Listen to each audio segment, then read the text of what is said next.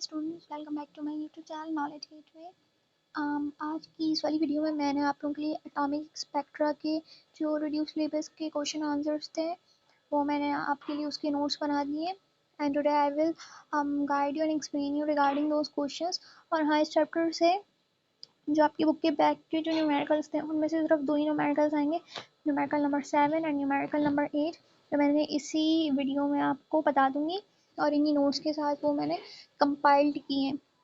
अच्छा, तो फिर फर्स्ट क्वेश्चन से लेट्स बिगिन। तो फर्स्ट वाला क्वेश्चन इम्पॉर्टेंट है because they are asking about laser और साथ साथ उसमें लेज़र लाइट की कैरेक्टरिस्टिक पूछ रहे हैं behalf of the uses of laser. Laser के कैरेक्टरिस्टिक्स ज़्यादा इंपॉर्टेंट हैं, तो ये मैं आपको बता देती हूँ। क्वेश्चन आप देख ही रहे होंगे। So let me tell you laser होती है। एक जो नॉर्मल लाइट होती है वो आप लोगों को पता है, वो लेज़र लाइट से बहुत डिफरेंट होती है। लोगों ने रियल लाइफ में बचपन में भी लेज़र्स यूज़ की होंगी और कार्टून्स में, मूवीज़ में भी टीवी देखी होंगी। लगभग 99% बच्चों ने तो देखा ही होगा लेज़र कैसी होती है। तो बेसिकली लेज़र एक monochromatic source of beam of light होती है। मोनोक्रोमेटिक का मतलब क्या होता है? वो लाइट सोर्स जो जिसकी वेवलेंथ सिंगल हो और जिसका कलर सिंगल हो। कलर हमेशा लेज़र लाइट का सिंगल होगा, ऐसा नहीं होगा कि वो एक पॉलीक्रोमेटिक लाइट होगी। पॉलीक्रोमेटिक लाइट वो होती है जो उसमें डिफरेंट कलर्स और डिफरेंट वेवलेंथ होते हैं। और नॉर्मली बहुत सी डिफरेंट टाइप की लाइट्स होती हैं जो पॉलीक्रोमेटिक हो सकती है, but laser can never be polychromatic. Laser is always monochromatic, intense होती है और साथ साथ ही एक ही यूनिडायरेक्शनल यानी ये सिंगल स्ट्रेट लाइन में ट्रैवल करती है। और हम डायफ्रैक्शन से इसको लिमिटेड यानी एक हद तक रोक सकते हैं। लाइक ब्राइट्स लॉ में एक्चुअली डायफ्रैक्शन हुई थी, तो उस तरह हम इसको रोक सकते हैं। और ये प्रोड्यूस कैसे होती है?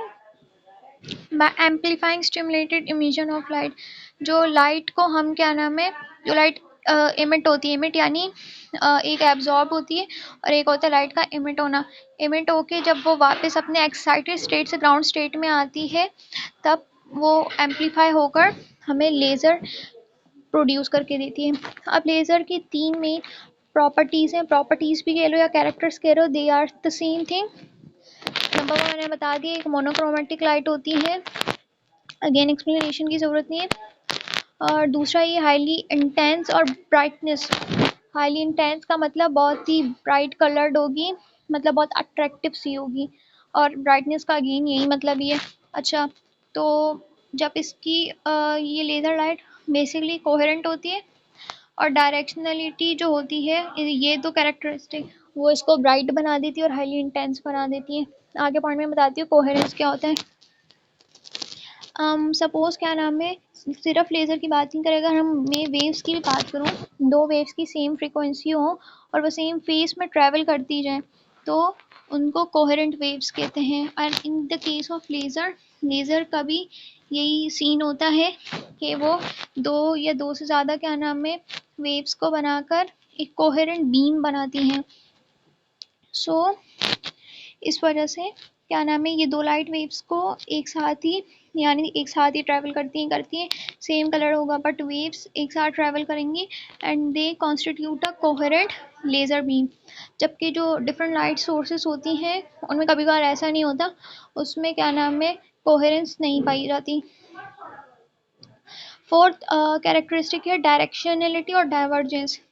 जो लेज़र लाइट की जो हमारे पास बीम होती है वो हमेशा एक सिंगल डायरेक्शन में ट्रैवल करती है, यूनि डायरेक्शन में, जबकि ऑर्डिनरी लाइट किसी हर every plane all the planes में ट्रैवल कर सकती है अनटिल अनलेस हम उसको पोलराइज नहीं कर दें, पोलराइजर से नहीं गुजारें। अच्छा, अब यहाँ एक रीज़न क्वेश्चन में भी पूछा था, can a two level system be use for the production of laser Y.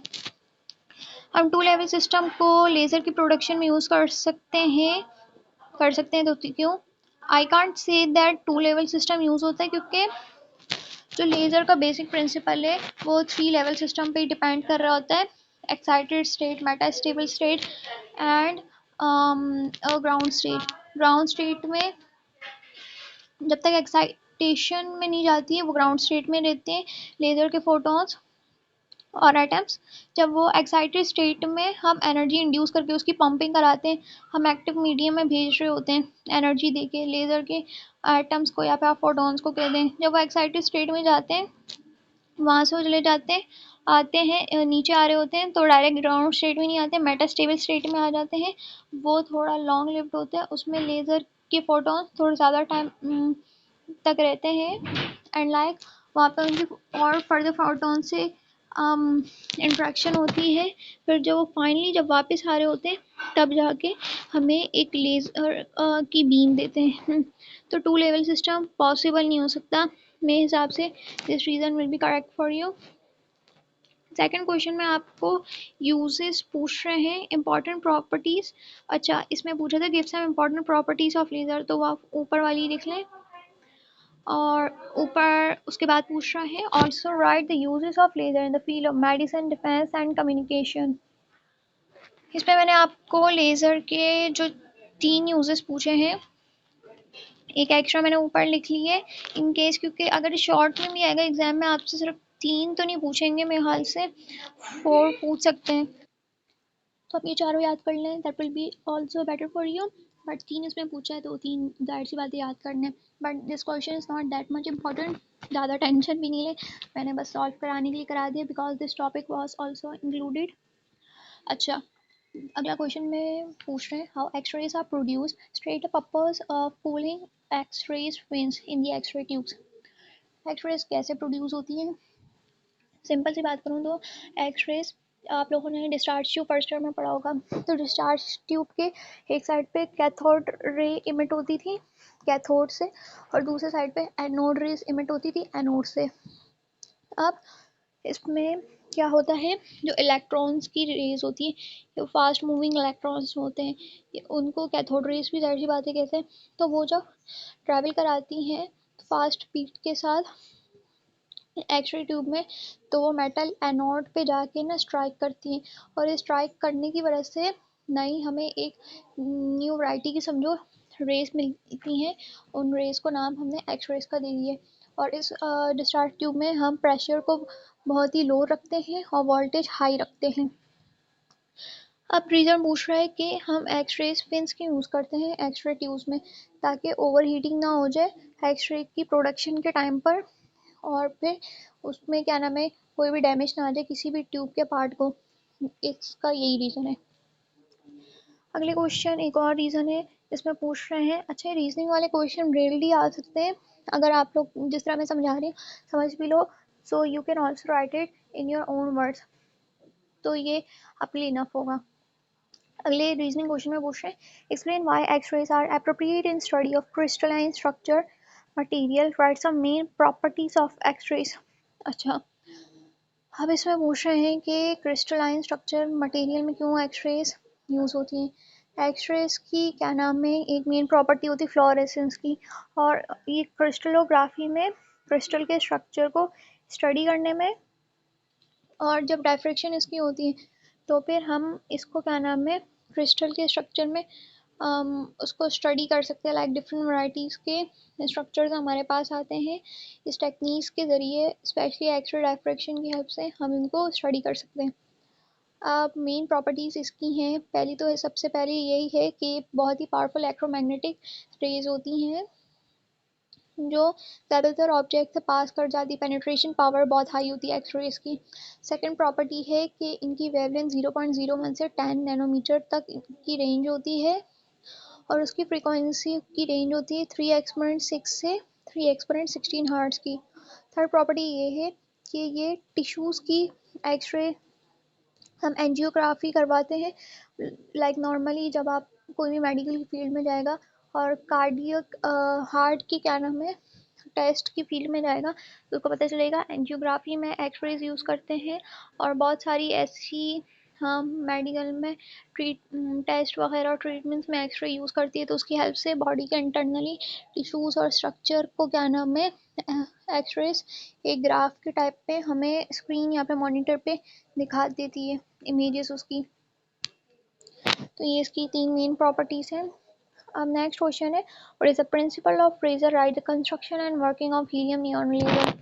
जैसे आप लोगों को पता है, आप लोगों के रिड्यूस सिलेबस में जो दो मेन टॉपिक थे, बोहर की एटॉमिक थ्योरी और उसके बाद था एक बोहर की एटॉमिक थ्योरी थी, और उसके बाद था लाइक क्या था वो, हाँ वो जो स्पेक्ट्रम नहीं थे, एटॉमिक स्पेक्ट्रम, डायमंड बाल्मर पैशन सीरीज़ के, वो सब लाइक हटा दिए। तो अब इस चैप्टर में जो सबसे इम्पोर्टेंट सवाल मेरे हिसाब से बनता है वो यही वाला ही बनेगा कि मेन चीज़ें इसमें हटा दी, ज़्यादा ज़्यादा आएगा भी तो ये हीलियम नियॉन लेज़र का आएगा, तो इसके आप अच्छे से लर्निंग कर लें। अब हीलियम नियॉन लेज़र में ये हमारे पास तीन वो इसके कंपोनेंट्स हैं। उससे पहले लेज़र के प्रिंसिपल को डिस्कस कर लेते हैं। अच्छा, लेज़र के प्रिंसिपल दो चीज़ों पर डिपेंड कर रहे होते हैं, एक पॉपुलेशन इन्वर्जन पे और दूसरा स्टिमुलेटेड इमिशन पे। पहला जो प्रिंसिपल है स्टिमुलेटेड इमिशन का, वो ये बताता है कि जब भी लेज़र के जो एटम्स होते हैं, वो मैंने आपको पहले भी बताया था, जब आने वाले फोटॉन्स के साथ इंटरेक्ट करते हैं, अगर इन दोनों का एनर्जी दोनों की सेम हो और एक्साइटेड और ग्राउंड स्टेट के बीच में इनकी स्टेट्स भी सेम हो, तो फिर ये कोहेरेंट लेज़र की बीम को क्या नाम है प्रोड्यूस करने में हेल्प कराते हैं। और दूसरा पॉपुलेशन इन्वर्जन पे बेस करती है लेज़र का प्रिंसिपल, जिसमें लेज़र में जो नंबर ऑफ एटम्स होते हैं वो ग्राउंड स्टेट से एक्साइटेड स्टेट में जाते हैं। जितनी जितनी क्या नाम है इनकी तादाद इंक्रीज़ होती है एक्साइटेड स्टेट में, उतनी हम ईज़िली हमें इसकी पंपिंग हो जाती है और उतनी ही हमें ईज़िली एक लेज़र की बीम मिल जाती है। अच्छा, अब हीलियम नियॉन लेज़र के तीन मेन कंपोनेंट्स हैं। सबसे पहले एक पंप सोर्स है जिसकी वोल्टेज हमेशा ज़्यादा होनी चाहिए, लाइक 5 to 100 मीटर एम्पियर में इसका करंट होना चाहिए, सारी याद रखने की बातें। और गेन मीडियम में क्या है, इसमें हमें ग्लास ट्यूब यूज़ करते हैं और जिसमें हीलियम नियॉन गैसेस का मिक्सचर 5:1 और 2:20:1 रिस्पेक्टिवली होना चाहिए, और ये पार्शियल प्रेशर्स दोनों के मैंने बताए हुए इसी क्वेश्चन आंसर में। तीसरा है रेजोनेटिंग कैविटी।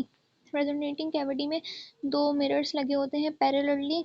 अच्छा, बुक में इसकी डायग्राम है, वो भी मैं इस नोट्स में ऐड कर लेती हूँ। जो दोनों जो मिरर्स होते हैं, एक पार्शली सिल्वर्ड होता है, पार्शली सिल्वर्ड यानी वैक्स से क्या नाम है उसकी पॉलिशिंग हुई होती है, आधा उसको पॉलिश किया होता है सिल्वर्ड में और आधा उसको ऐसे ही रहने दिया होता है मिरर को।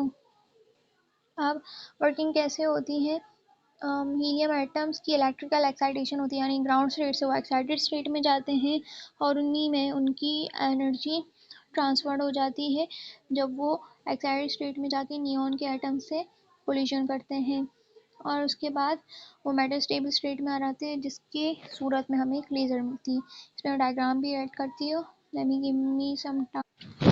Okay, I have added the diagram, आप लोग यहाँ से डायग्राम में देख लें। अब नेक्स्ट क्वेश्चन इसके साथ मैंने नहीं लिखा, but it is also an important question in which they are asking what is pumping, what are the different methods of pumping and what is optical pumping.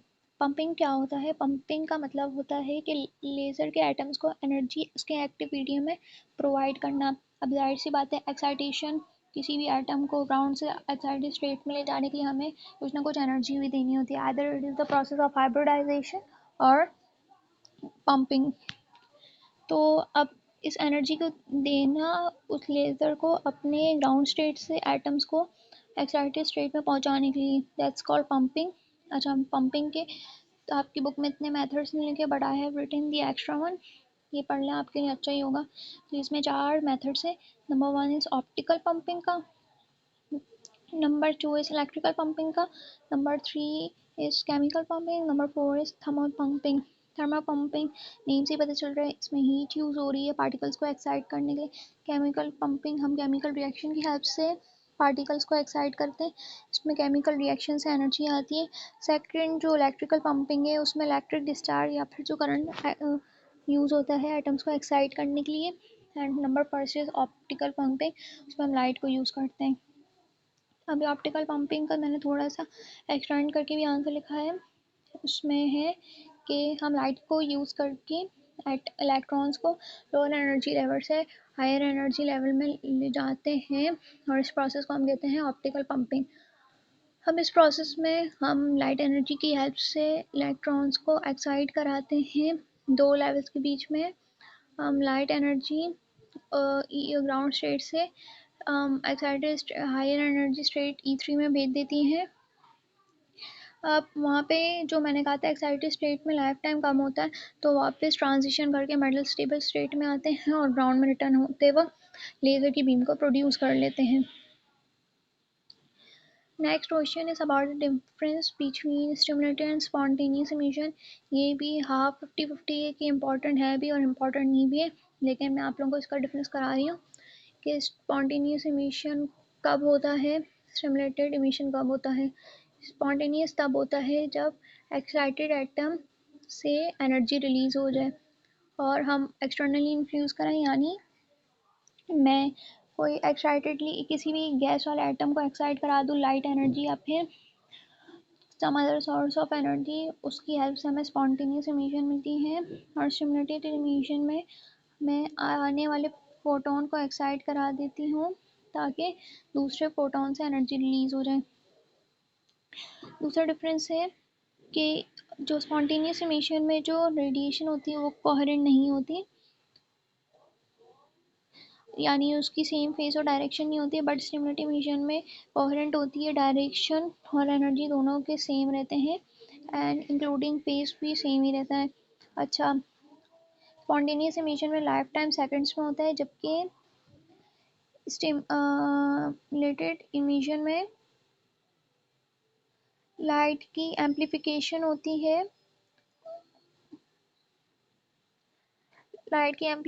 होती है, सॉरी मैंने थर्ड वाला point और फोर्थ वाला point आज ऊपर नीचे लिख लिए। फोर्थ वाले में वेट मैं इसको सही कर लेती हूँ। अच्छा, तो स्टिमुलेटेड इमिशन का जो लाइफ टाइम होता है वो वेरी करता है, like different different types variety आ जाती है। सेमीकंडक्टर इमिशन वो आगे के लेवल के पढ़ने की बातें हैं, लेकिन वो भी वेरी करता है और नैनो सेकेंड्स तक का होता है। लाइक ज़्यादा डिफरेंस नहीं है बट नैनो सेकेंड्स तक का डिफरेंस आ जाता है।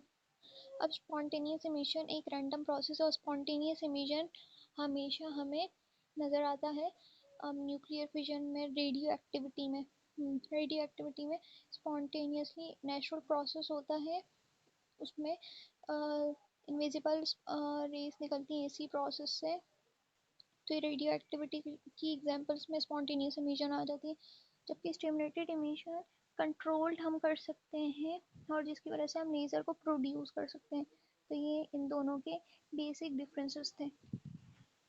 अगला सवाल, explain why population inversion is necessary for laser. मैंने आपको पहले भी एक्सप्लेन किया कि पॉपुलेशन इन्वर्जन की वजह से एक ऐसी कंडीशन आ जाती है जिसमें हम लेज़र के ग्राउंड स्टेट के एटम एक्साइटेड स्टेट में चले जाते हैं, उसकी वजह से अचानक से एक इम्बैलेंस आ जाती है कंडीशन। तो फिर जब वो वापस एक्साइटेड स्टेट से आ रहे होते हैं, मेटल स्टेबल स्टेट में जाते हैं, तो वापस वो ग्राउंड पे आ रहे होते हैं, तो लेज़र बीम प्रोड्यूस कर देते हैं। अगला क्वेश्चन है, state the properties of X-rays which make it possible to detect cracks in bones. ये भी एक रीजनिंग क्वेश्चन ही है, इसमें पूछ रहे हैं कि एक्स-रे की वो वाली प्रॉपर्टी बताएं जिसकी वजह से हम बोन्स के क्रैक को डिटेक्ट कर सकें। तो ये बात आप लोगों को मैं बताती हूँ कि एक्स-रेज की जो सबसे पावरफुल प्रॉपर्टी है कि वो फ्लोरेसेंट प्रोड्यूस करती है, लाइक लाइट तक के एलिमेंट्स में प्रोड्यूस कर लेगी। और इसी प्रॉपर्टी की वजह से जब किसी भी ह्यूमन के बॉडी पार्ट को हम एक्स-रे ट्यूब और फ्लोरेसेंट स्क्रीन के बीच में रखते हैं, लाइक कभी कभार हमने ह्यूमन एक्स-रे निकालते हैं तो वो इसी तरीके से निकलता है। बोन फ्लैश जो हमारा मास होता है, बॉडी का मास या एक हमारे मसल्स होते हैं, उनसे ज़्यादा एक्स-रेज को एब्जॉर्ब हमारी बोन्स करती है, इसलिए हमारे स्केलेटन के एक्स-रे आराम से बन जाते हैं और उसकी वजह से हम फ्रैक्चर वगैरह को इजीली डिटेक्ट कर सकते हैं। The last question is also about the reasoning, लेकिन ये थोड़ा important लग रहा है। इसमें पूछ रहे हैं optical pump laser, the light that causes optical pumping is always shorter in wavelength than the laser beam explains। ये लेजर बीम से ऑप्टिकल पंपिंग वाली लाइट की वेवलेंथ कम क्यों होती है, इसका यही मेन रीज़न है कि लेज़र से पहले जो एक नॉर्मल लाइट को हमेशा ट्रांसफॉर्म करते हैं लेज़र लाइट में, तो उससे पहले ऑप्टिकल पंपिंग के टाइम पे जो लाइट जो हमारे पास आती है जिसकी क्या नाम है हम कह रहे हैं कि वेवलेंथ उससे कम है।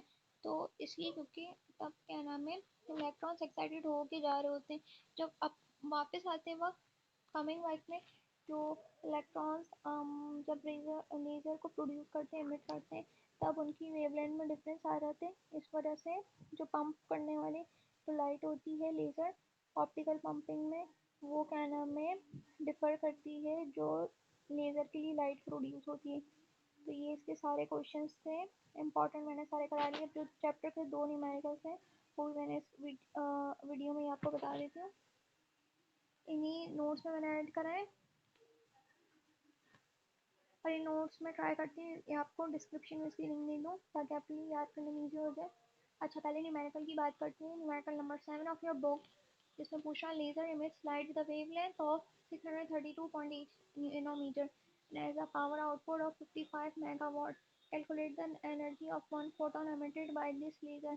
अच्छा, इसमें पावर का कोई भी काम नहीं है, जब हमें वेवलेंथ से काम है। और ये थोड़ा बड़ा कर लेती हूँ। ये इसका फॉर्मूला है E=hc/λ। अच्छा, इस फॉर्मूले से हम एनर्जी को कैलकुलेट कर सकते हैं, बस हमें चाहिए वेवलेंथ।